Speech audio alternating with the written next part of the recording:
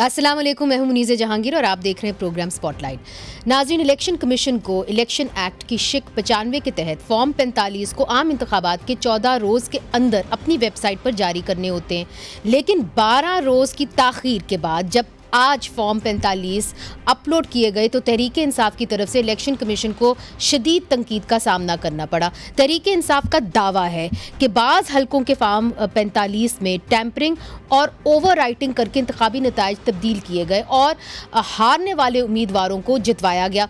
इसकी एक मिसाल तहरीके इंसाफ लाहौर के हलका 128 की है, जहाँ तहरीके इंसाफ का सलमान अकरम राजा का पाकिस्तान मुस्लिम लीग नून और इस्तेकाम पाकिस्तान पार्टी के मुश्तरका उम्मीदवार ओन चौधरी से मुकाबला था।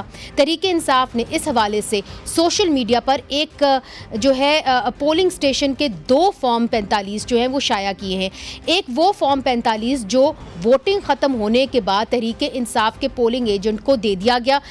इसके मुताबिक ओन चौधरी को 173 वोट मिले थे, जबकि दूसरा फॉर्म 45 वो था जो आज इलेक्शन कमीशन ने जारी किया और इसके मुताबिक ओन चौधरी को 973 वोट मिले। ताहम तहरीके इंसाफ का दावा है कि इलेक्शन कमीशन के फॉर्म 45 में वाज़े तौर पर रद्दो बदल की गई है। एक तरफ जहां तहरीके इंसाफ और पाकिस्तान पीपल्स पार्टी के दरमियान 9 मई के वाक़यात के हवाले से जुडिशल कमीशन बनाने पर आमादगी नजर आ रही है, वहां आज कोर कमांडर कॉन्फ्रेंस में कहा गया है कि वज़ीर आज़म के अज़म के मुताबिक 9 मई के मनसूबा साजों और सहूलतकारों को कानून और आइन के जो है मुतल्लिका दफ़ात के तहत इंसाफ के कटहरे में लाया जाएगा।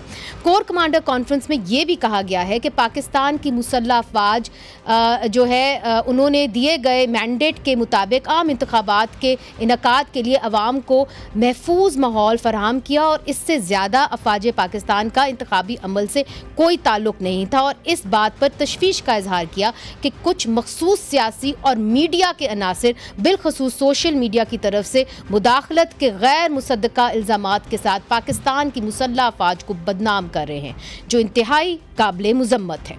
इस माहौल में तहरीके इंसाफ के रहनुमा असद कैसर की तरफ से मुफाहमत को जो है उसको कुछ शराइत से मशरूत कर दिया गया है। अगर आप चाहते हैं, बिलावल साहब ने जो बातें की है, हम कॉन्स्टिट्यूशन की सुप्रीमेसी पे, हम आइन की बालादस्ती पे, हम आज़ाद जुडिशरी पे बिल्कुल हम ओपन है। सबसे पहले हमें हमारा हक दें, जो हमसे हमारा हक 47 के जरिए जो छीना गया है। हमें हमारे लीडरान को रिहा किया जाए और जो पैमरा ने बैन लगाया इमरान खान के ऊपर उसको दिखाया नहीं जा रहा है। वन साइडेड जो है ना सब कुछ चल रहे हैं, हम उसकी मजम्मत करते हैं और मुतालिबा करते हैं कि पैमरा जो है ये बैन उठाए। क्या इन तीनों चीज़ों पर फैसला करना नई मुंतखब हुकूमत के हाथों में है? इस हवाले से बात करने के लिए हमारे साथ मौजूद हैं खुर्रम दस्तगीर साहब, जो रहनुमा हैं पाकिस्तान मुस्लिम लीग नून के, आपका बहुत बहुत शुक्रिया, और सलमान अकरम राजा साहब भी हमें ज्वाइन कर रहे हैं, जो रहनुमा हैं तहरीके इंसाफ के और सीनियर लॉयर हैं। सबसे पहले सलमान अकरम राजा साहब, आपकी जानिब वो ये है कि आज फॉर्म 45 जो शाया किया गया, आपसे मुतल्लिक जो हल्का है उस हवाले से भी फॉर्म 45 शाया किया गया है। अब बात यह है कि रद्दो बदल तो पाकिस्तान मुस्लिम लीग नून ने किया नहीं, चूँकि उस वक्त टेकर गवर्नमेंट थी। तो अब आप क्या समझते हैं कि क्या उसका अजाला पाकिस्तान मुस्लिम लीग नून के हाथों में है भी कि नहीं है? नहीं, देखिए, अब तो जो बात सामने आ गई है इन फॉर्म्स के एक तरह से शाया होने के बाद, वो तो अब मामला बिल्कुल वाज़ेह हो गया है और मैं शश्तर हूँ कि कितने बॉन्डे तरीके से कार्रवाई की गई। तो ये मामला वापस सिलेक्शन कमीशन में भी जा सकता है, अदालतों के सामने भी आ सकते हैं। तो ये तो एक अमल है, वो अब चलेगा। तशवीश हमें सिर्फ ये है कि पंजाब जैसे सूबे के लिए, जहाँ 300 सूबाई हलके हैं, 140 के लगभग कौमी असम्बली के हलके हैं और तनाज़ात हर हलके के हवाले से हैं, वहाँ सिर्फ 2 ट्राइब्यूनल कायम किए गए हैं, 2 जज साहिबान को मुकर्रर किया गया है। तो ये एक बाइस तशवीश हकीकत है कि इस तरह तो ये मुकदमात 20 साल नहीं हल हो सकते, 5 साल तो मुद्दत है असम्बली की। अगर एक माकूल निज़ाम कायम हो जाए इन मामलात को अदालती तौर पे देखने का, तो मैं समझता हूँ इतना मवाद हमारे सामने आ गया है कि हकीकत छुपी नहीं रह सकती। मैं अपने हल्के के हवाले से बहुत बात नहीं करना चाहता, लेकिन ये एक उमूमी एक सूरत हाल है जो सामने आई है कि 1 को 7 कर दिया गया, जहाँ पे 44 थे उसको 744 कर दिया। वो हमने दिखाया, तरीके से वो फॉर्म हमने दिखाए हैं। अदालती निजाम आप किस किस्म का चाह रहे हैं? फॉर्म का नहीं देखिए, एक तो अदालती निज़ाम है ना, इलेक्शन ट्राइब्यूनल इतनी तादाद में कायम होने चाहिए कि वो इन मामलात को देख सके। इतने बड़े सूबे के लिए सिर्फ 2 ट्राइब्यूनल जो है उनका क़याम बहुत बाइस तशवीश है। मेरी नज़र में 10-15 जज साहिबान को बैठकर कानून ये कहता है कि ये मामलात 6 महीने में तय होंगे। उसी सूरत होगा अगर कम से कम 10-12 जज साहिबान बैठे और इन मामलात को देखें, फिर तो 6 माह में हो सकता है। वरना ये मामला खटाई में पड़ा रहेगा, एक साइड कहती रहेगी जाओ अदालत क्यों नहीं मगर अगर मैं गलत नहीं हूं तो वो तो चीफ जस्टिस साहब करेंगे ना जी, जो भी करे। देखिए, अब हमारा तकाजा तो पूरे निज़ाम से है ना, कि पूरे निज़ाम ने अब इस बात को यकीनी बनाना है कि जो हकीकत है वो सामने आए। ठीक।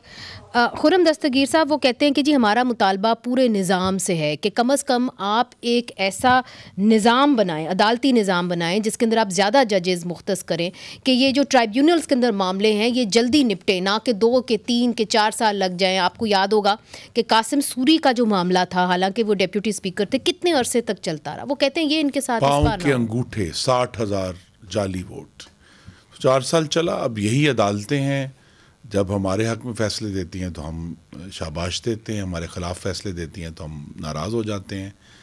पर अब इस बात का जवाब तो chief justice Punjab high court ने देना है।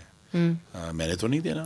मगर तो आज जो इश्यूज़ ये हैं, पहली तो बात ये कि इस इलेक्शन का एक ज़रूर फ़ायदा हुआ है कि सलमान अकरम राजा साहब जैसे हमारे बड़े जो बालिग नज़र वो कला हैं, उन्होंने पहली दफ़ा इलेक्शन के प्रोसेसेस के ऊपर नज़र डाली है और ये समझ आया है कि जिस डेमोक्रेसी के ऊपर हम बड़ा हर वक्त लान तान भी करते हैं, उसमें कहाँ कहाँ इश्यूज उठते हैं और कहाँ कहाँ ये कोई आसान चैलेंज नहीं होता इसके प्रोसेस में से गुजरना। तो अब जो आने वाले दिनों में तो जो भी शिकायत हैं वो बिल आखिर अदलिया के पास ही जानी है, उन्होंने ये फैसला करना है। एग्जेक्टिव के पास तो अथॉरिटी नहीं है इसको किसी भी तरह करने की। लेकिन एक दिलचस्प बात है कि अगर हुकूमत के पास कोई अथॉरिटी है और वो है कानून साजी की या कानून में तब्दीली की, तो इनकी जमात तो आके ये बाकायदा धमकी दे चुकी है कि हम कानून साजी नहीं करने देंगे, आप जो मर्जी कर लें। इनकी जमात कह चुकी है कि हम तो बाजू तोड़ेंगे, हम टांगे तोड़ेंगे, हम गर्दनें तोड़ेंगे, जो हमारे साथ जुल्म है हम उसका हिसाब लेंगे। तो अगर तो इन्होंने वाकई, ये आपके जो डिप्टी स्पीकर के उम्मीदवार थे उनकी तकरीर मैं कोट कर रहा हूँ, तो अगर सवाल ये है कि अगर ये वाकई चाहते हैं कि आगे बढ़ना है, तो फिर जो इनके मफाद में है वो पाकिस्तान के मफाद में है कि कोई तरीका बनाया जाए जिसके ज़रिए कानून साजी कुछ सुकून के माहौल में हो सके। इलेक्शन रूल्स के अंदर आप कहते हैं तरमीम करें और रिट्रोस्पेक्टिव इलेक्शन रूल्स में उसके लिए आप तैयार एक्ट में तरमीम करें, तो हाँ ही ना जी लेकर आए। बात ये कि अगर बजाय ये कि बाजू तोड़ने की धमकियां दें, अगर कागज लेकर आए, सामने लाए कि जी हम लेजिस्लेशन करना चाहते हैं, हम इंटरेस्टेड हैं। दूसरी बात ये है कि जो बात असद कैसर साहब ने की वो मफाहमत तो नहीं है, वो तो फिर एक सौदेबाजी है कि जी हमें ये दे दो 3 चीज़ें तो हम फिर खामोश हो जाएंगे। भाई ये क्या तरीका है? मफाहमत दुनिया में आप दे भी सकते हैं, मेरा तो ये सवाल है। नहीं आप दे सकते हैं। हाँ, तो मफाहमत पूरी दुनिया में शराइत पर नहीं होती, मफाहमत तो जुर्रत से होती है। अगर इनमें जुर्रत है कि वो पाकिस्तान को वाकई आगे लेकर जाना चाहते हैं, तो हर रोज़ आने वाला दिन जो अभी कौमी असम्बली का सेशन फिर जुम्मे को होना है, उसमें आए और कहें कि जी हम तैयार हैं। ये क्या तरीका है कि जी आप कहें ये 3 शर्तें होंगी तो तब हम खामोश होंगे, या हम जो है वो जो काम हमें उनके वोटरों ने करने के लिए भेजा है हम तभी वो काम करेंगे अगर आप हमारी ये शर्तें पूरी करेंगे। तो इस तरह तो मामला नहीं चलेगा। सलमान साहब, चूंकि आप नेशनल असेंबली में नहीं हैं, मगर नेशनल असेंबली को हम कवर करते और हम जाते रहे, जिस किस्म की महाजर आई और शोर शराबा हमने देखा है, तो वाकई में प्रेस गैलरी में बहुत सारे लोग ये सवाल कर रहे थे कि अगर कानून साजी होनी है, इस हुकूमत को चलना है, तो फिर कैसे चलेगी। वाकई में लोग तशवीश का इजहार कर रहे थे और मुल्क के हालात तो आपके सामने। अब जो खुर्रम दस्तगीर साहब वो बात कर रहे हैं कि जी आप अगर आपने मुफाहमत करनी है तो आप उसको मशरूत ना करें कुछ कंडीशन से, जो आपने 3 कंडीशंस दी हैं, आप मामलात जो है वो आगे बढ़ाएं और आपने इलेक्शन रूल्स के अंदर तरमीम करनी है तो उसके लिए आप आएँ और हम करने के लिए तैयार हैं। नहीं, मैं अर्ज करूं, देखिए 2-3 बातें यहाँ गड़बड़ हो गई। एक तो कानून साजी की बात है। जब इन्होंने हमसे ख़वातीन की मखसूस नशस्तें भी छीन ली और कहा ये हमें दो, जो आइन के बिल्कुल बरखिलाफ है, अक़लियतों की मखसूस नशस्तें भी हमें दो। आइन ये कहता है कि हर पार्टी को उतनी ही नशस्तें मिलेंगी अक़लियतों और ख़वातीन की मखसूस नशस्तों में जो उनके जनरल इलेक्शन में हासिल करदा जो नशस्तें। मगर ये तो इलेक्शन कमीशन ने किया ना जी। नहीं, मुझे अर्ज करने देना, मुझे अर्ज करने दें। देखिए, तमाम मामला गलत हो रहे हैं। इलेक्शन कमीशन ने एक गलत फैसला किया, इन्होंने इस्तदा की कि हमें ये सीटें दी जाएं, इनकी इस्तदा पे ये फैसला हुआ। इसके बाद तो इनको हमारी कोई ज़रूरत ही नहीं है। हर कानून ये हमारे बगैर बना सकते हैं, इनको हमारे वोट की कोई ज़रूरत नहीं है। लिहाजा जो कानून साजी ये समझते हैं मुल्क के लिए सूदमंद है, करें, हम तो नहीं रोक सकते इनको। तो एक तो ये बात है। दूसरी बात ये कि ये कहना कि अब जो हो गया वो हो गया, बस सब आगे चलो, ये बिल्कुल गलत बात है। देखिए, पिछले मैं कम से कम 1985 से हर इलेक्शन मैंने देखा है, और मैं पूरे यकीन से ये कह सकता हूं कि हर इलेक्शन पिछले इलेक्शन से बदतर हुआ है। इस मुल्क में हम आगे नहीं बढ़े, हम पीछे ही गए हैं। हमने बहुत सी कानून साजी की है। इलेक्शन एक्ट 2017 आ गया, उससे पहले रिप्रेजेंटेशन ऑफ पीपल एक्ट 1976 था। हमने कहा हमने बहुत खूबी पैदा की, लेकिन खूबी का नतीजा हमें कुछ नहीं मिल रहा। तो हमें यह गौर करना है कि इन तमाम तरामीम के बावजूद, नई कानून साजी के बावजूद हम पीछे क्यों जा रहे हैं। हर इलेक्शन हमारा पहले से ज्यादा मुतनाज़ी क्यों होता है। अच्छा। और इस इलेक्शन में तो अब मैं खुद चूंकि चश्मदीद गवाह हूं, तो मुझे झूठ बोलना पड़ेगा अपने आप से और अपने वोटरों से अगर मैं ये कहूं कि सब अच्छा था, सब ठीक था, चलो मट्टी पाओ, आगे चले। ये तो दुरुस्त बात है आपकी। मेरा ख्याल है कोई भी नहीं कह रहा कि सब अच्छा था, सब ठीक था, मगर आप दोनों से मैं एक सवाल करूंगी। Let's not circle around the issue. बात यह है कि आप जितनी मर्जी तरमीम ले आए इलेक्शन एक्ट्स के अंदर, आप RTS ले आए, वो भी आखिरी मिनट पे फेल हो जाएगा। आप EMS ले आए, वो भी आखिरी मिनट पे फेल हो जाएगा। अब जिसने इंटरनेट को बंद किया उसने अब जो है पूरा इलेक्शन ख़राब कर दिया। अगर EMS सिस्टम चल रहा होता तो शायद ये नताइज ना होते। तो क्या आप इसके ऊपर कोई, या RTS सिस्टम जिसने बंद किया, इसके ऊपर आप जब ट्रूथ एंड रिकन्सिलिएशन की बात करते हैं तो आपको नहीं लगता कि आपको अपने आप का तो अकाउंटेबिलिटी, जो जिसने आपके साथ गलत किया उसको तो आप पकड़ें? All the more reason.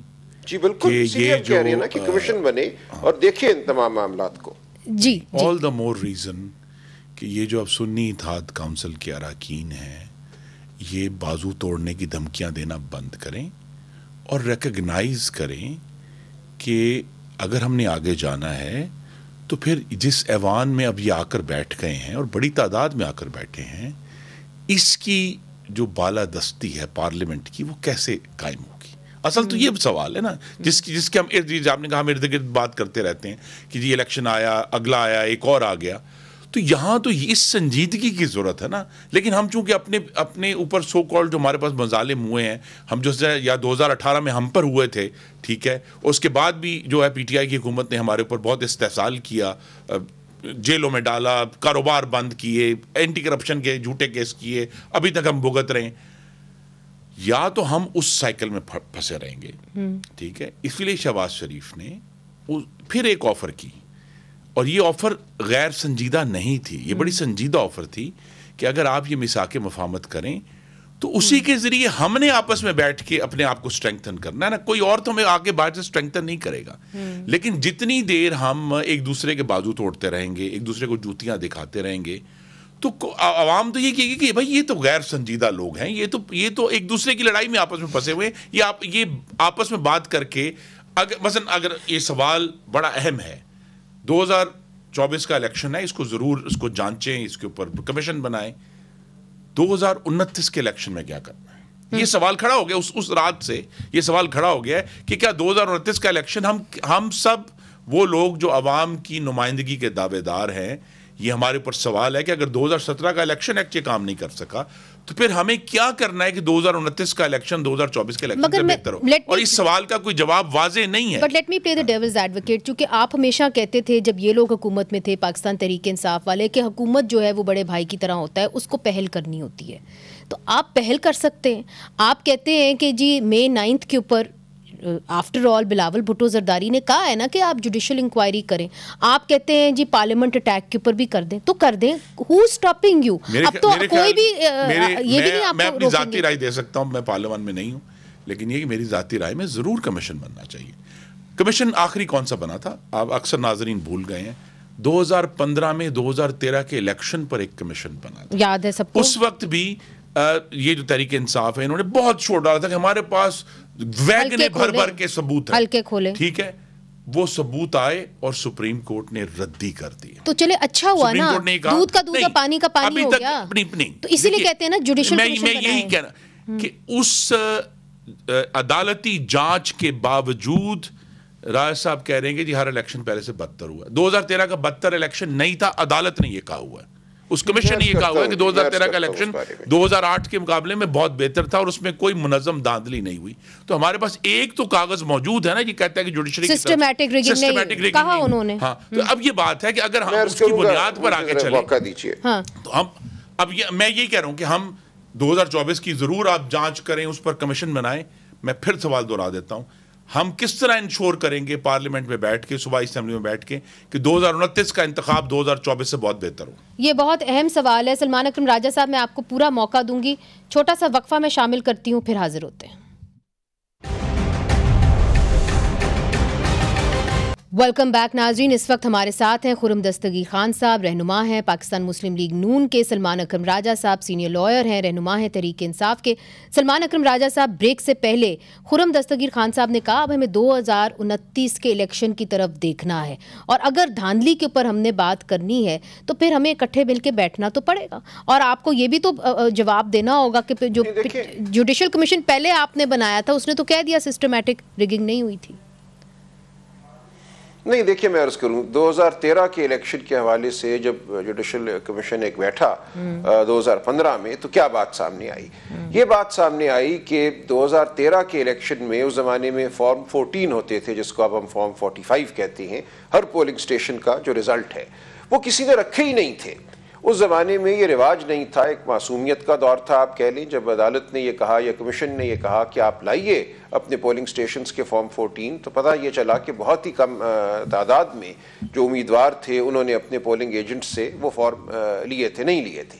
इसीलिए आप देखें कि एक फ़ायदा ज़रूर हुआ उस कमीशन का कि 2024 में जो इलेक्शन हुआ उसमें लोग बहुत मोहतात थे और बहुत बड़ी तादाद में फॉर्म 45 जो हैं हर हल्के में हासिल कर लिए गए और ये पोलिंग एजेंट्स को ख़ास ट्रेनिंग थी कि और कुछ हो जाए आपने फॉर्म 45 बिल्कुल लेके निकलना है पोलिंग स्टेशन से। तो अब हमारे पास एक बहुत बड़ा एक मवाद मौजूद है, एक ज़ख़ीरा मौजूद है फॉर्म्स 45 का, जो प्रिजाइडिंग अफसरान के दस्तखत शुदा हैं, उनके अंगूठे हैं, पोलिंग एजेंट्स के दस्तखत हैं। अब ये इतना अहम ज़ख़ीरा है कि इसको जब हम देखते हैं, इसका जब हम मवाजना करते हैं जो फॉर्म 45 आज इलेक्शन कमीशन ने अपलोड किए हैं, तो बहुत सी बातें खुलकर बिल्कुल सामने आ जाती हैं। तो ये एक प्रोग्रेस ज़रूर हुई है कि अब हम तहकीक करने की पोजीशन में हम वाक़यातन अब बता सकते हैं कि क्या हुआ उस दिन जो फॉर्म जारी किए गए और आज जो फॉर्म अपलोड किए गए हैं उनमें। मगर जो जुडिशल कमीशन बनेगा वो तो काजी फाइज ईसा साहब बनाएंगे ना, और उसके ऊपर तो तंकीद करती रही है पाकिस्तान तहरीक इंसाफ, तो फिर क्या आपको मंजूर होगा जो भी फैसला? देखिए वो देखा जाएगा, उसके काम को देखेंगे ना। अब हमारे पास ऐसा ज़ख़ीरा है कि इसको ज़रूर किसी कमीशन को देखना चाहिए। 2013 के इलेक्शन के हवाले से ऐसा ज़ख़ीरा नहीं मौजूद था। मगर एक सवाल मैं आप दोनों से करना चाहती हूँ, जो इलेक्शंस होते रहे हैं पूरी दुनिया के अंदर केयर टेकर निज़ाम तो मौजूद नहीं है, ये पाकिस्तान के अंदर मौजूद है, यहाँ पे बरे सगीर के अंदर। Do you think that the caretaker has done its job? Khurram Dastgir साहब, मुकम्मल नाकामी है, हमें इसका इतराफ़ करना चाहिए कि ये कानून हमारा दुरुस्त नहीं था। और चूँकि आप देखिए पाकिस्तान में अब कोई आपको कहना कोई इलेक्शन जो हुए हैं और जो होने वाले हैं कोई भी कंट्रोवर्सी के बगैर नहीं होगा। कंट्रोवर्सी बिकती है, कंट्रोवर्सी आगे चलती है। 2013 में जब आपको बताया, मैं उस कमीशन से पहले आप बताना चाहिए ना कि 2015 के कमीशन से पहले 126 दिन का धरना हुआ इस शहर में जहां हम बैठे हुए हैं, ठीक है। इतनी डिस्रप्शन हुई, मुल्क में बेयकीनी फैली, खलफशार हुआ, इंतशार हुआ। उसके बाद जब हो गया तो जो वो इंतशार खलफशार वाले थे उन्होंने तो एक लफ्ज़ माफ़ी का भी नहीं बोला कौम से कि हमने आपका इतना वक्त ज़ाया किया कि 2013 का इंतखाब तो किसी मुनज़्ज़म धांधली के बगैर था। मगर तो लिहाजा हर इंतखाब आने वाला कंट्रोवर्शियल होगा और ये हमें क्लियरली होना चाहिए। और हम जो देख रहे हैं, is there a need for a caretaker government? जी एब्सोल्युटली की कोई जरूरत नहीं है। कंट्रोवर्शियल वैसे ही, ये जो मैं कंट्रोवर्सी की बात, कंट्रोवर्सी वैसे ही होनी है। लिहाजा हम अपने हमसायों ममालिक से कुछ सीखें और ये केयर टेकर का सिस्टम ख़त्म करें। ये बिल्कुल देखिए ना, बात चीज़ें ऐसी हैं जो थियरी में थी, अब उनका ट्रायल हो गया है और अब अगर हमने तजुर्बे सबक सीखा है तो सीखना यही है कि ये केयर टेकर सिस्टम खत्म हो। अच्छा, अगर मैं गलत नहीं हूँ सलमान अकरम राजा साहब, केयर टेकर भी लाने वाले एक आमिर ही थे। आप क्या समझते हैं कि केयर टेकर गवर्नमेंट को होना चाहिए, या आप समझते हैं कि अब let's do away with this, नहीं उसने काम किया? देखिए, आसान नहीं है यह कहना कि डू अवे विद दिस। जो केयर टेकर का हमारा तजुर्बा रहा है वो तो कोई बहुत अच्छा नहीं रहा। इलेक्शन कराने के हवाले से उन्होंने उस गैर जानिबदारी का सबूत नहीं दिया जो उनको देना चाहिए था, और जो वाहिद मकसद है केयर टेकर हुकूमत का, तो उस हवाले से तो बिल्कुल हमें शिकायत है। लेकिन क्या एक ऐसी हुकूमत के तहत इलेक्शन होने चाहिए जो खुद बराह रास्त इलेक्शन के जो नताइज हैं उनमें एक अपना इंटरेस्ट रखती है, उनसे वो मुस्तफीद होना चाहती है? ये भी एक at least then you will know who to blame. तब तो आपके सामने होगा ना कोई, बाद में आप फरिश्तों को तो ब्लेम नहीं कर रहे बाद में ब्लेम करने से कोई फायदा नहीं। ब्लेम करना तो मकसद नहीं है। मकसद ये है कि इलेक्शन शफाफ हो। ये नहीं है कि इलेक्शन गैर शफाफ हो और उसके बाद हमें पता हो कि हमने वो तो मकसद पूरा नहीं हुआ, केयरटेकर ने नहीं किया। नहीं, केयरटेकर जो इस वक्त मौजूद है, जो निज़ाम है वो तो ठीक नहीं है, उसको तब्दील होना चाहिए। क्या हमें बिल्कुल वापस चले जाना चाहिए कि एक हुकूमत वक्त जो है वही इलेक्शन कराए? उस पर बहस हो सकती है, बहस होनी चाहिए। अच्छा, ठीक है। मेरी नज़र में अभी कोई हतमी जवाब देना मुमकिन नहीं है। अच्छा, एक हतमी जवाब मुझे ज़रूर दीजिए।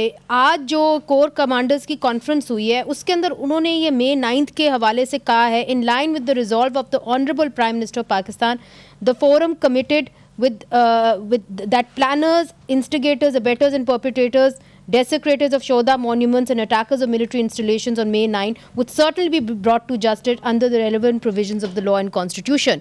आपको लगता है कि इसके बाद जो है 9 मई के हवाले से पाकिस्तान मुस्लिम लीग नून जुडिशल कमीशन बना पाएगी? सलमान साहब, देखिए, जुडिशल कमीशन का मकसद ये तो नहीं है कि जो अदालती कार्रवाई है उससे हट के कोई कार्रवाई हो। जुडिशल कमीशन जो है वो एक बड़े तनाजुर में मामलात को देखेगा कि उस दिन क्या हुआ। लेकिन अगर कोई शख्स वाक़यातन मुलव्विस था आग लगाने में, कुछ ऐसी हरकत करने में, तो उसके खिलाफ बिल्कुल कानून के मुताबिक मुकदमा चलना चाहिए और उसको कानून के मुताबिक और आइन के मुताबिक सजा मिलनी चाहिए। ठीक है। तो खुर्रम दस्तगीर साहब, आप तो डिफेंस मिनिस्टर रह चुके हैं, आप इस कोर कमांडर की जो आज उनकी जो प्रेस रिलीज है उसको आप कैसे देखते हैं? क्योंकि उन्होंने ये भी कहा है, सोशल मीडिया के ऊपर भी कहा है कि किस तरह हमें, उन्होंने कहा कि हम मुलव्विस थे इलेक्शन के अंदर, हालांकि हम नहीं थे, फिर इसके बारे में भी बात की है। कितना मुश्किल होगा इनके साथ किसी किस्म की, जिस तरह आप कहते हैं, रिकन्सिलिएशन करने का, जब एक सेंटिमेंट ये भी है? देखिए, 9th में एक रेड लाइन ज़रूर है, क्योंकि वो सियासी एहतजाज नहीं था। ये बात क्लियर होनी चाहिए। जब आप रेडियो पाकिस्तान को आग लगा देंगे, आप पेशावर में 150 जानवर जिंदा जला देंगे, आप GHQ के गेट पर हमलावर होंगे, आप पंजाब पुलिस के सैकड़ों एहलकारों की हड्डियां तोड़ेंगे, उनको डंडे मारेंगे, उन पर पेट्रोल बम फेंकेंगे, ये सियासी एहतजाज नहीं है। तो मगर PTV के ऊपर जब अटैक किया गया था और जब पार्लियामेंट के ऊपर अटैक किया गया था तो तब तो ये रद्द-ए-अमल नहीं आया। मैं आपका शुक्रगुजार हूँ और मैं यहाँ इतराफ़ करना चाहता हूँ कि उस वक्त मुस्लिम लीग नून की हुकूमत थी। मुस्लिम लीग नून को उस वक्त इन लोगों से आनी हाथों से निमटना चाहिए था, क्योंकि जब नहीं निमटा गया, जब पाकिस्तान टेलीविजन के हेडक्वार्टर्स पे लोग डंडे लेकर काबिज हुए, वहाँ करोड़ों का इक्विपमेंट तोड़ा, चूंकि उनको सख्ती से नहीं निमटा गया तो उन्हीं लोगों ने जाकर रेडियो पाकिस्तान पेशावर को 9 साल बाद आग लगा दी। तो लिहाजा, और अगर चूंकि इस्लामाबाद पुलिस की हड्डियां तोड़ने, अगर आपको याद है, अफसरान की हड्डियां तोड़ी गई, अस्पतालों में गए, चूंकि उनसे सख्ती से नहीं निमटा गया। ये लेकिन जमहूरियत है जी, सियासी एहतजाज है, लिहाजा उन्हीं लोगों ने जाकर फिर लाहौर पुलिस पर जाकर उन्होंने पेट्रोल बम फेंके, उनको डंडे मारे, उनकी गाड़ियां जलाई, उनकी गाड़ियां नहर में फेंकी। तो लिहाजा यहाँ एक बड़ा सीरियस इशू है, क्योंकि अगर हमने अभी भी May 9 से डील ना किया तो मैं आपको, और ये मैं बात लिख भी चुका हूँ अब, कि फिर मुझे ये खदशा है और बड़ी तशवीश नहीं, तशवीश ये है कि अगर इनको बाकायदा अदालतों के जरिए, देखिए पकड़ना कोई सोल्यूशन नहीं, फिर क्या करें? सजाएं मिलनी चाहिए ना, ये तो सबूत और शवाहिद की बुनियाद पर सजाएं मिलनी चाहिए। जी सलमान और साहब, अगर हमने ना किया तो फिर इस मुल्क में फाशिज्म आकर रहेगा, हम उसको रोक नहीं सकते। जी सलमान साहब, देखिए, मैं अर्ज करूं, ये फाशिज्म का खतरा हम जरा ज्यादा बयान करते हैं। हमारा मौक़िफ़ ही ये है कि 9 मई को जो हुआ उसमें कितने लोग PTI के थे और कितने लोग PTI के अलावा थे, उसमें हम चाहते हैं एक तहकीक हो, पता चले कि उस दिन क्या हुआ। हमारा मौक़िफ़ ये है कि PTI के लोगों ने वो काम नहीं किए जो उनसे मंसूब किए जा रहे हैं, या बहुत कम तादाद घुस बैठिए थे आपके अंदर, आपका ये है ना? क्यों, मैं अर्ज करूं ना, किए, उनको क्यों नहीं आज दिन तक सजा दी गई जिनके बारे में वाज़ेह सबूत मौजूद है? मगर मैं आपको ये भी नहीं कहता कि उनके रास्ते में आप दोनों सीनियर सियासतदान हैं, इसके बाद जो कमीशन बनेगा उसकी रिपोर्ट सामने नहीं आएगी। उसी तरह ही होगा कि 20 साल के बाद हमूदुर रहमान कमीशन रिपोर्ट की तरह। गुजारिश जी मुनीज़े, इसके अलावा मैं ये कहना चाहूँगा, देखिए इस मुल्क की तारीख कोई बहुत ताबनाक नहीं है। सुप्रीम कोर्ट पर इनकी जमात ने हमला किया, मॉडल टाउन का सानिया इनके दौरे हुकूमत में हुआ, उस सब की भी तहकीक नहीं हो सकी, कोई वाज़े बात सामने नहीं आई। जिन लोगों ने वो काम किए उनको सज़ा कभी नहीं मिली। तो ये बिल्कुल एक ठीक बात है कि इस मुल्क में बहुत पुरस्रार किस्म के जराइम हो जाते हैं और वो फिर कहीं मट्टी में दब जाते हैं। तो हमें अब फैसला करना है कि हमने इस मुल्क को आइन और कानून के मुताबिक चलाना है।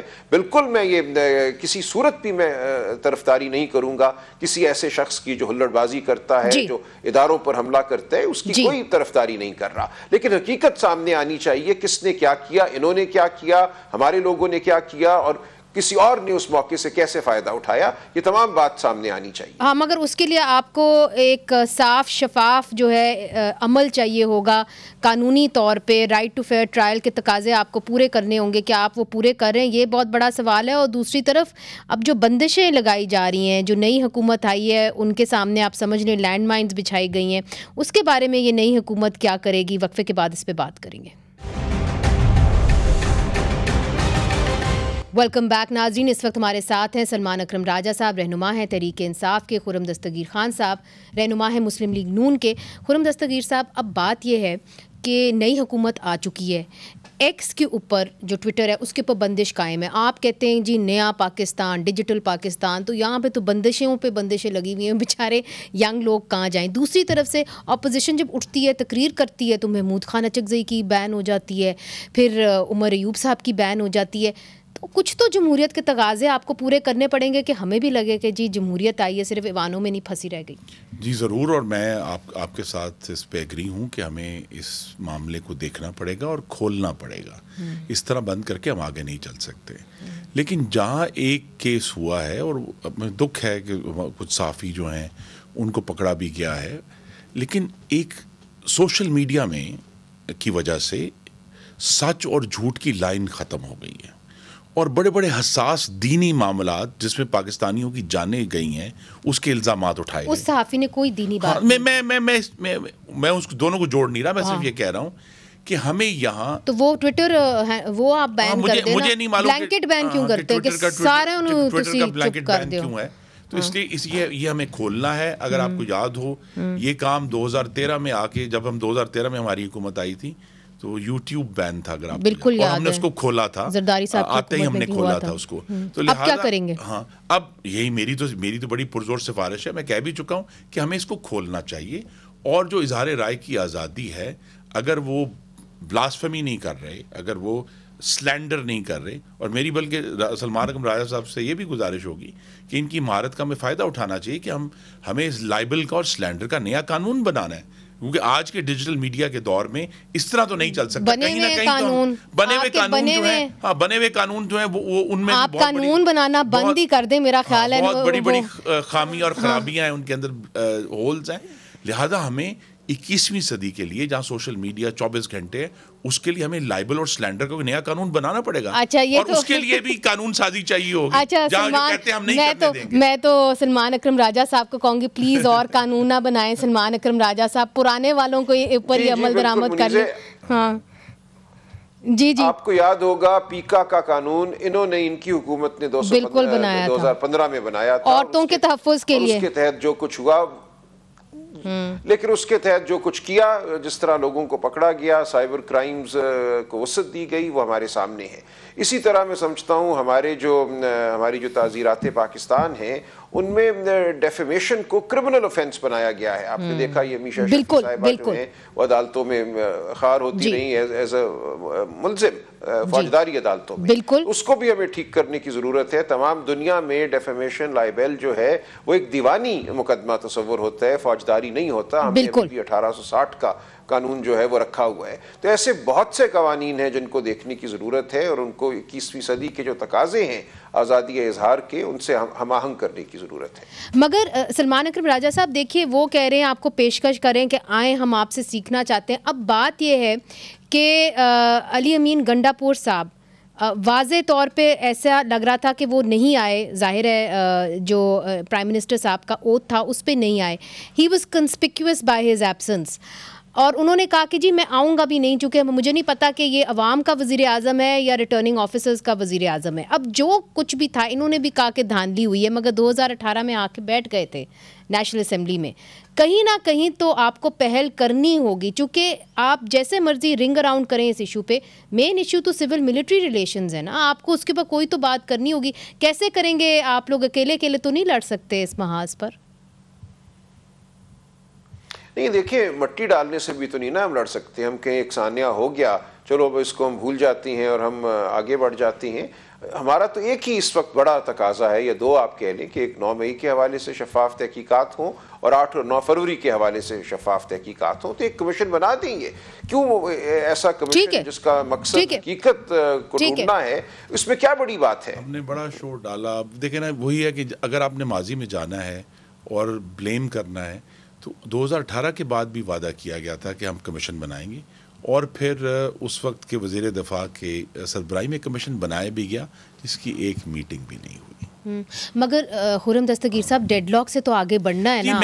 मैं तो इसलिए मतलब ये डेडलॉक फिर हो गया ना कि अब आप नहीं आगे बढ़ रहे। नहीं, हम तो ये चाहते हैं कि अगर ये इंतकामी मोड से निकलेंगे, जी हमने किसी तरह 8 फरवरी का इंतकाम लेना है इस हुकूमत से, और अगर ये उस इंतकामी मोड से निकलेंगे तो फिर नई राहें खुलेंगी जो अभी हम देख भी नहीं सकते। लेकिन इसके लिए इनको इंतकामी मोड से निकलना होगा। शहबाज शरीफ तो देखें, शहबाज शरीफ बानी चेयरमैन पीटीआई की तरह नहीं है, वो सबसे हाथ मिलाने के लिए तैयार है, अगर आगे वाला भी अपना हाथ बढ़ाने के लिए तैयार। अभी कोई नहीं हाथ आगे बढ़ा रहा इनकी तरफ से। इनकी तरफ से कोई हाथ आगे नहीं बढ़ा। वो तो शर्तें लगा दी हैं कि जी हम नहीं। आपको मालूम है कि बानी चेयरमैन साहब कौमी असेंबली की पहली रो की कुर्सियों के पीछे से फंसा के अपनी सीट तक जाते थे, क्योंकि अगर आगे से आते तो उनको अपोजिशन से हाथ मिलाना पड़ जाता। तो शहबाज शरीफ का ये वतीरा नहीं है, वो हाथ मिलाने के लिए तैयार है। ठीक है, तो हम उम्मीद करते हैं कि कम से कम डेडलॉक जो है वो टूटेगा नहीं, तो मुल्क के अंदर एक डेडलॉक जो है वो अगर कायम रहेगा तो सियासी भी और माशी हालात जो हैं वो भी कमज़ोर होंगे। बहुत बहुत शुक्रिया खुर्रम दस्तगीर खान साहब, आपने हमें ज्वाइन किया। सलमान अकरम राजा साहब, आपका भी बहुत बहुत शुक्रिया। नाजरीन, अवाम तो मुंतज़िर है और उम्मीद लगाई हुई है कि पाकिस्तान को आगे सियासतदान चलाएं, और यही सियासतदान जो हैं अगर एक दूसरे के साथ मिलकर बैठ जाएं तो हमारी अवाम जो है उसको भी कुछ रिलीफ मिल जाए। मुनीज़ जहांगीर को इजाज़त दीजिए। खुदा हाफ़िज़।